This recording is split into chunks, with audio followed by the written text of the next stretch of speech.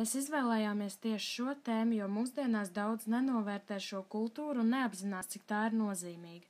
Visiem dzīve sākas un arī kādreiz beidzas. Mēs vēlējāmies parādīt, ka mūsu interesēs ir novērtēt, ka jābūt pateicīgiem šiem cilvēkiem, neaizmirstot par to, ko šie cilvēki darījuši mūsu dēļ. Tādēļ uzskatām, ka kapi ir mūsu novada dārgums.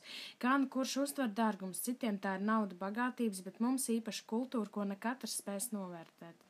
Rainis, īstajā vārdā Jānis Pliekšāns, dzimis 1865. gada 11. septembrī. Bija latviešu dzejnieks, dramaturgs, tulkotājs, teātra darbinieks, sociāldemokrātiskais žurnālists un politiķis. Lilita Bērziņa bija izcila latviešu aktrise. Slavenākā kino loma ir Mirta Saknīte Rīgas kinostudijas filmā Limuzīns Jāņa nakts krāsā.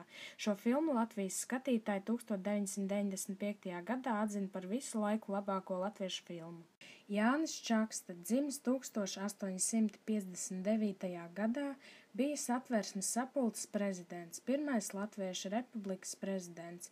Radīja latviešu prezidenta amata autoritāti. Viņš izsludināja 402 likumus un apžēloja notiesā. Kārlis Krastiņš, dzimis 1974. gadā, bija izcils latviešu hokejists. Spēlēja aizsarga pozīcijā, bija Latvijas hokeja izlases dalībnieks.